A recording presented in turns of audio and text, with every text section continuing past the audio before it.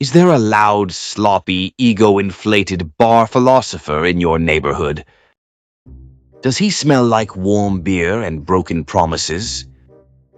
Does he think yelling equals leadership? Does he refer to himself as respected? But nobody can name one respectable thing he's done. Well, good news. Introducing Willie Begone, the first ever ego-neutralizing, noise-reducing, reality-enhancing parody product designed to handle your local embarrassment without lifting a finger. What is it?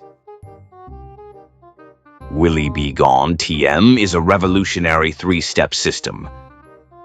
Step 1, mirror, spray, forces subject to confront their own reflection. Side effects may include sudden humility. Step 2, accountability, fogger, TM. Releases documented facts into the air. Watch bravado shrink in real time. Step 3, audience remover, TM. Because bullies without an audience are just guys yelling at furniture. Tired of someone bragging about fights from 2009? One spray of Willie Begone TM and suddenly, nah, I was just joking. It wasn't like that. I've changed. Testimonials. Before Willie Begone TM, he was pounding the bar and yelling about respect. After one application, he was Googling job listings. The silence? Unreal. I hadn't heard that street this peaceful in years. We applied it near a pizza truck, and the block improved 78%.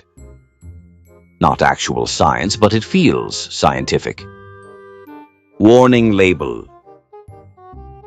Willie Begone TM may cause sudden loss of false confidence, license reviews, public fact-checking, exposure to reality, dramatic reduction in bar stool thumping. If subject begins yelling, "You don't know me," product is working. So if your neighborhood has a self-appointed king of nothing, if you're tired of loud without leadership, don't argue. Don't escalate. Just apply. Willie Begone TM. Because noise fades, facts stick. And humility? That's permanent. Pizzaverse Studios. Parody Division. No actual Willies were harmed in the making of this product, just egos. Mugs, what the fuck you doing in there, you prick?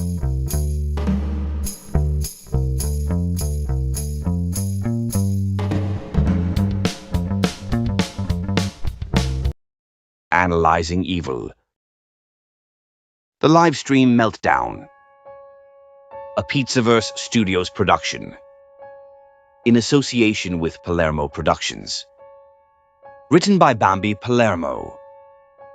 Narrated by Vincent DiPrio. There's a moment. Right before everything goes wrong. You don't see it at first. Neither do they. A live stream begins like any other. A camera turns on. A face appears. A personality steps forward. And thousands of people start watching. But unlike a video, there's no editing here. No second takes. No control. Just pressure. Real-time pressure. Today on Analyzing Evil, we break down what happens when that pressure cracks. The illusion of control. Live streaming creates a dangerous illusion that the person on camera is in control. They set the tone. They lead the conversation. They hold the attention.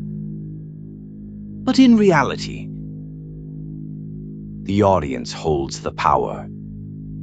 And that power shows up in one place: the chat, the flood. At first, it's manageable. A few comments, some jokes, some support. Then it grows. Faster. Louder. More aggressive. Criticism slips in. Then insults. Then attacks. And the brain, it doesn't process it as text. It processes it as confrontation. Over. And over. And over again. Ego under fire. Here's where it gets dangerous. Because live streaming isn't just performance. It's identity. When someone criticizes the content, it feels personal. When they mock the creator, it feels like disrespect. And for some personalities, especially those built on ego, that's gasoline. The loss of filter. Normally, people have time to think, to edit themselves, to calm down. Live streaming removes that. There's no buffer, no delay, no time to breathe. And under pressure, the brain shifts from thinking to reacting. The snap. It doesn't happen all at once. It builds. Frustration. Irritation. Defensiveness. Then something small sets it off. A comment. A joke. A challenge. And suddenly, they're not performing anymore. They're reacting. The spiral. Once it starts, it's hard to stop. Because now the audience sees it. And they push harder. More comments. More insults. More pressure. The creator tries to fight back. Argues. Explains. Defends. But every response feeds the moment. And the moment becomes the content. The audience effect. Here's the twist. The audience isn't just watching. They're participating. Some want to help. Some want to provoke. Some just want to see what happens next. But all of them are part of the pressure. After the fallout, the stream ends. The camera turns off. The moment is over. But online, it's just beginning. Clips spread. Reactions explode. The meltdown becomes the narrative. And the person. They're left with the consequences. The psychology behind it. Livestream meltdowns aren't accidents. They're predictable. They happen when three things collide. Pressure, ego, and exposure. Add an audience. Remove the filter. And eventually, something breaks. The moral. The internet doesn't just show you who people are. It shows you who they become. Under pressure. Because when there's no time to think, no time to hide, no way to edit the moment, you don't get the performance. You get the truth. Live streaming changed everything. It brought creators closer to their audience. But it also removed the barrier that protected them. And sometimes, that barrier was the only thing holding it together.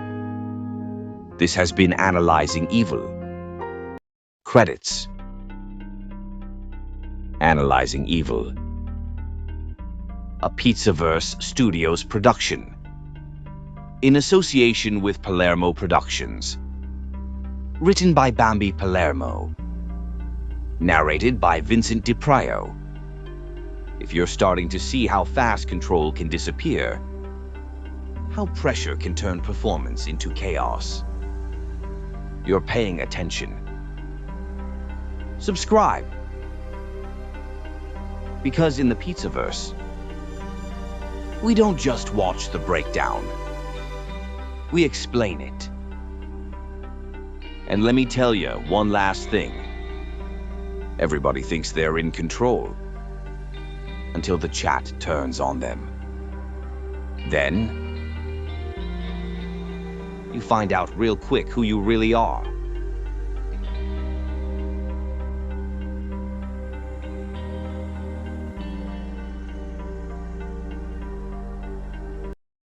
In a world where dignity is optional and couches are temporary, one man stood up, pointed like Oprah with a clearance budget, and said the words that changed everything.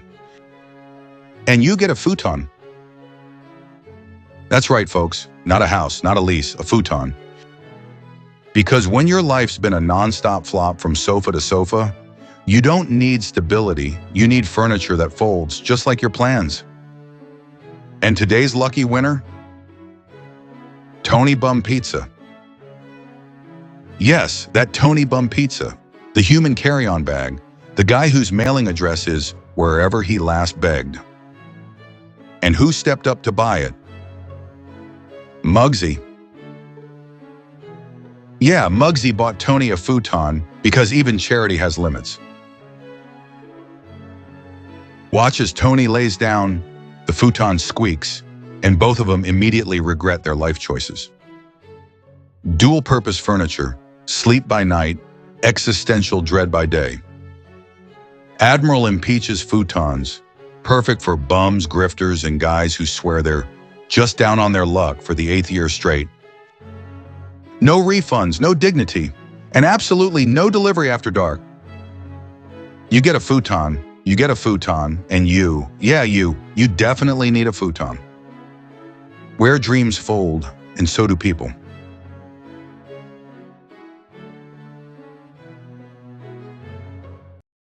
It starts with attention. A like. A comment. A spike in views. For most people, that's enough. But for some,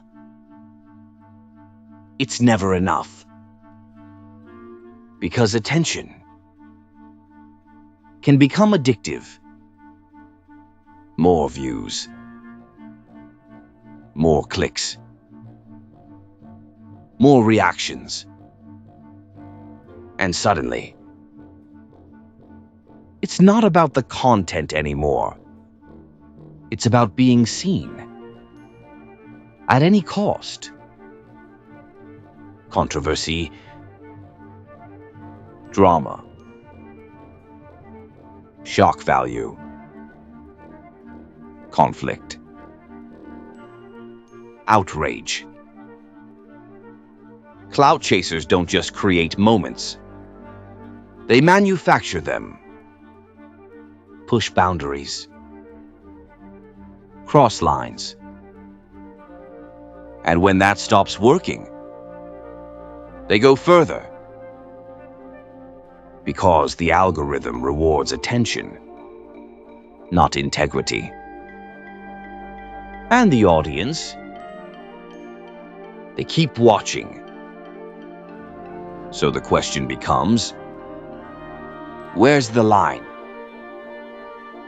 And how far are you willing to go to stay relevant? Next time on Analyzing Evil, we break down the psychology of clout chasing, why attention becomes identity, how validation rewires behavior, and why some people can't stop chasing it. Analyzing Evil. The psychology of clout chasers. Coming soon.